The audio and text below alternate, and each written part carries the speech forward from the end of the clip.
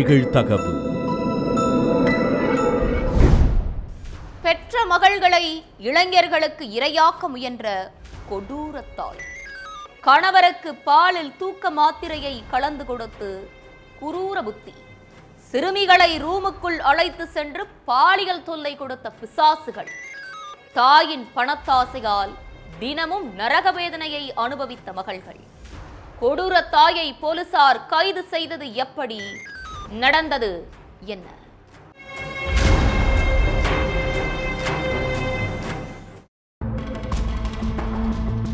வழக்கம் போல காலையில வீட்டு வாசல்ல உட்காந்து நியூஸ் பேப்பர் படிச்சுட்டு இருந்திருக்காரு தந்தை.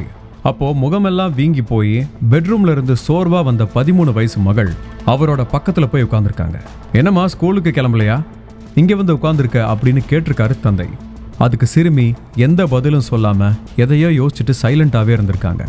நம்ம பேசிட்டு இருக்கோம், எதுவும் பேசாம மௌனமா இருக்காங்களேன்னு பேப்பரை கீழே வச்சுட்டு மகளை பார்த்திருக்காரு. அப்போ சிறுமியோட முகத்துல அங்கங்க சின்னதா நகைக்கீரல்கள் இருக்கிறத பார்த்த தந்தை, என்னமாச்சு, ஏன் ஒரு மாதிரி இருக்க, முகத்துல என்ன காயம்னு கேள்வியா கேட்டிருக்காரு. ஏன்பா, உங்களுக்கு எதுவும் தெரியாதா, இல்ல தெரியாத மாதிரி இருக்கீங்களான்னு கேட்டிருக்காங்க சிறுமி. மகள் எதுக்காக இப்படி பேசுறா அப்படிங்கிறது தந்தைக்கு சுத்தமா புரியல. நீ என்ன சொல்றேன்னு எனக்கு ஒன்னும் விளங்கலமா, என்னாச்சுன்னு தெளிவா சொல்லுன்னு கேட்டிருக்காரு தந்தை. அப்போ மகள் சொன்னதை கேட்டு தந்தை நெஞ்சு வெடிக்கிற நிலைக்கு போயிருக்காரு. அக்காவையும் என்னையும் அம்மா கட்டாயப்படுத்தி 2 இளைஞர்களோட தப்பா நடந்துக்க சொல்றாங்கப்பா. நைட்டு நீங்க தூங்குனதுக்கு அப்புறம் அந்த இளைஞர்களை வீட்டுக்கு வர வச்சு அவங்களோட எங்களை பெட்ரூம்க்கு அனுப்பி வச்சிடறாங்க. இளைஞர்கள் எது பண்ணாலும் சத்தம் போடக்கூடாதுன்னு மிரட்டுறாங்கப்பான்னு சொல்லி அழுதுருக்காங்க. மகள் சொன்னதை கேட்டு கொந்தளித்து போனவரு நேரா ஸ்டேஷனுக்கு போய் மனைவி மேல கம்ப்ளைண்ட் கொடுத்திருக்காரு. அவர் சொன்னதை கேட்டதும் அதிர்ச்சியான போலீஸ் சென்னை திருவொற்றியூர்ல இருக்கிற சிறுமியோட வீட்டுக்கு போயிருக்காங்க.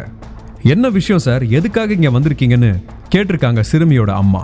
உங்க மகள்களுக்கு நீங்க டார்ச்சர் கொடுக்கறதா புகார் வந்திருக்கு, அது விஷயமா தான் உங்களை விசாரிக்க வந்திருக்கோன்னு சொல்லியிருக்காங்க காவலர்கள்.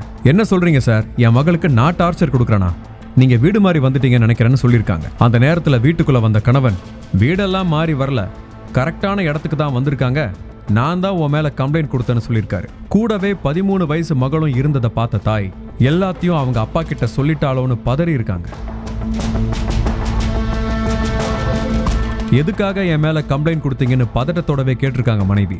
அப்போ மகள் சொன்னதை ஒண்ணு விடாம கேட்டு அவங்கள அடிக்க பாஞ்சிருக்காங்க. அதுக்கப்புறம் மனைவிய ஸ்டேஷனுக்கு அழைச்சிட்டு போய் போலீஸ் விசாரணை பண்ணப்பதான் பல திடுக்கிடும் தகவல்கள் வெளிச்சத்துக்கு வந்திருக்கு. 38 வயசான சிறுமியோட தாய் வாரம் வண்ணாரப்பேட்டையில நடக்கிற மத வழிபாடுல கலந்துருக்காங்க. அப்போ அவங்களுக்கு முகமது ரஃபீக், அப்துல் கலாம்னு 2 பேர் அங்க பழக்கமா இருக்காங்க. முதல்ல தம்பி மாதிரி பழக ஆரம்பிச்ச 2 இளைஞர்களும் நாளடைவுல அந்த பெண் கூட எல்லை மீறி பழகிருக்காங்க. தினமும் வீட்டுக்கு வந்துட்டு போறதுமாவும் இருந்திருக்காங்க அந்த இளைஞர்கள்.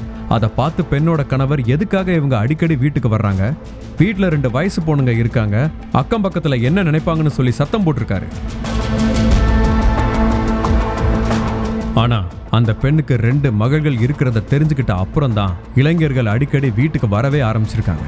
குடும்ப கஷ்டத்துல இருந்த பெண்ணுக்கு கேட்கறப்பெல்லாம் 2 பேரும் காசு கொடுத்துருக்காங்க. அழகான 2 மகள்களை வச்சுட்டு நீ ஏன் கஷ்டப்படுற, நாங்க உனக்கு பணம் கொடுக்குறோம், உன்னோட மகள்களை எங்க கூட இருக்க சொல்லுன்னு அந்த இளைஞர்கள் சொல்லியிருக்காங்க. அப்படி சொன்னதும் அவனுங்களை கண்டிக்காம மகள்களை கட்டாயப்படுத்தி இளைஞர்களோட பாலியல் ரீதியா ஈடுபட சொல்லி டார்ச்சர் பண்ணியிருக்காங்க அந்த தாய். இந்த விஷயம் கணவருக்கு தெரியாம பாத்துக்கணும் அப்படிங்கிறதுக்காக இரவு நேரத்துல அவருக்கு பால்ல தூக்க மாத்திரை கலந்து கொடுத்து மகள்களை அசிங்க வேலையில ஈடுபடுத்தியிருக்காங்க. இந்த அத்தனை உண்மைகளும் போலீஸ் விசாரணையில அம்பலமாயிருக்கு. அடுத்து சிறுமிகளோட தந்தை கொடுத்த புகாரை வச்சு தாயையும் சிறுமிகளுக்கு பாலியல் தொல்லை கொடுத்த முகமது ரஃபீக், அப்துல் கலாம்னு 3 பேர் மேலையும் போக்சோ வழக்கு பதிவு பண்ணி சிறையில் அடைச்சிட்டாங்க போலீஸ்.